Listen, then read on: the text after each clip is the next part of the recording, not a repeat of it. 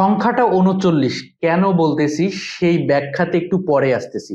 আগে শুরু করি। পাকিস্তান কি বাংলাদেশের বিপক্ষে এই টেস্টটা জয়ের সম্ভাবনা কতটুকু? যদিও স্পোর্টসের দিকে অসম্ভব বলে কোনো কথা নেই, সবকিছুই সম্ভব। কিন্তু সেই সম্ভাবনার পার্সেন্টেজটা যদি হয় 1% তাহলে কেমন হয়?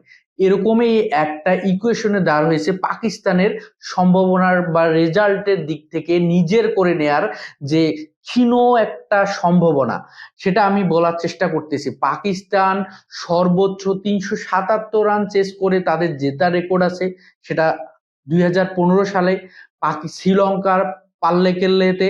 এবং তারপরে যদি আমরা দেখি, পাকিস্তান হচ্ছে বাংলাদেশের বিপক্ষে চেস করে জেতার রেকর্ড ২০০৩ সালে।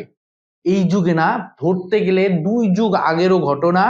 সেখানে ইউনুস খানের দুর্দান্ত একটা সেঞ্চুরিতে এই রানটা চেস করে জেতার একটা রেকর্ড আছে, এবং সেটা মুলতান টেস্টে, এবং ২৬১ রান চেস করে জিতেছিল।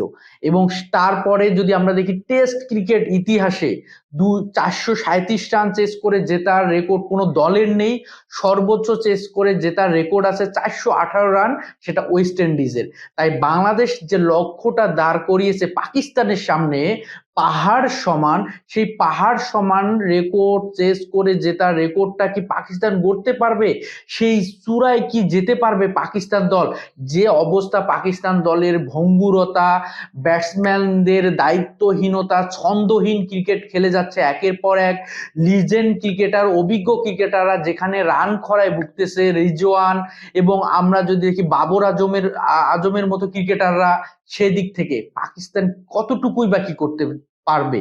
এবং সেই জায়গায় বলাই যায় টেস্টটা বাংলাদেশের গ্রিপে আছে। বাংলাদেশ এই ম্যাচটা জিততে চলেছে, এবং টানা ২টা series back to back white wash করতে যাচ্ছে বাংলাদেশ পাকিস্তানকে, এবং টানা ৪টা টেস্ট ম্যাচ জয়ের রেকর্ড করতে যাচ্ছে বাংলাদেশ।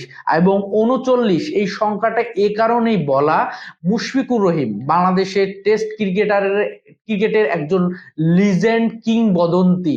মুশফিকুর রহিমের বয়স ৩৯। এই বয়সে এসে নিজের যে ক্রিকেটের নান্দনিক সৌন্দর্যটা তুলে ধরা যায়, এখনো যে সেই ছন্দটা খুঁজে পাওয়া যায়, সেটা কিন্তু মুশফিকুর রহিম ১৩৭ রানের দুর্দান্ত এক ইনিংসের মধ্য দিয়ে, দুর্দান্ত এক সেঞ্চুরির মধ্য দিয়ে আবারও প্রমাণ করলেন। যখন যাওয়া আসার মিছিলে ব্যস্ত, তখন মুশফিকুর রহিম এক প্রান্ত থেকে একাই লড়ে গেলেন এবং যোগ্য সঙ্গ দিলেন লিটন কুমার দাস। এবং লিটন কুমার দাসের ৬৯ রানের সাথে মুশফিকুর রহিমের যে একটা মেলবন্ধন তৈরি হয়েছিল, সেটা কিন্তু সত্যি বাংলাদেশের পুঁজিটাকে আরো বেশি বড় করেছিল। এবং বাংলাদেশ একটা হেলদি স্কোর দাঁড় করিয়েছে। ৩৯০ রানে থামে বাংলাদেশের দ্বিতীয় ইনিংস, যেখানে প্রথম ইনিংসে ৪৬ রানের যে লিডটা পেয়েছিল বাংলাদেশ, সেখান থেকে ৪৩৭ রানের টার্গেট দেয় পাকিস্তানকে। আমরা যদি দেখি দ্বিতীয় দিন শেষে যখন বাংলাদেশ ১১০ রানে ৩ উইকেট, দিনের শেষ দিকে যখন মমিনুলের হকের উইকেটটা হারিয়ে অনেকটা হতাশায় ডুবে, সেই জায়গা থেকে তৃতীয় দিনের শুরুতে ৫ রান যোগ না করতেই নাজমুল হোসেন শান্ত যখন এলবিডব্লিউর ফাঁদে পড়েন, তারপরে লিটন কুমার দাসের সাথে ১২৩ রানের যে জুটিটা গড়েন, সেই জুটিটা টেস্ট ক্রিকেট ইতিহাসে একটা রেকর্ডের খাতায় উঠে আসলো। টেস্ট ক্রিকেট ইতিহাসে পঞ্চম, এবং তার নিচের যে উইকেট জুটিগুলো তৈরি হয়, সেখানে জো রুট এবং বেন স্টোকস ৪৮টা ম্যাচে বা ৪৮টা ইনিংসে ৮ বার এই রেকর্ডটা গড়তে সক্ষম হয়। এবং তারপরে যদি আমরা দেখি আশার শফিক এবং মিসবাউল হক ৪৩টা ইনিংসে ৭ বার এই রেকর্ডটা করতে সক্ষম হয়।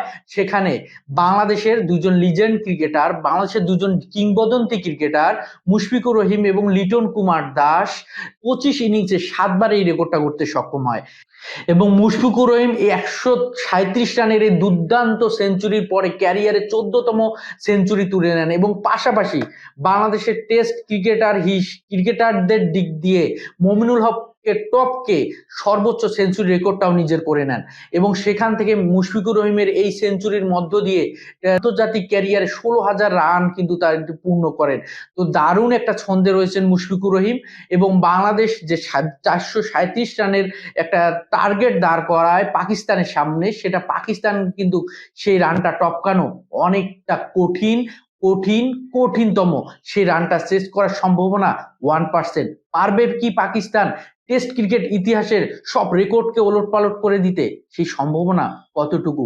বাংলাদেশ কিন্তু টেস্ট ম্যাচটা জিততে চলেছে।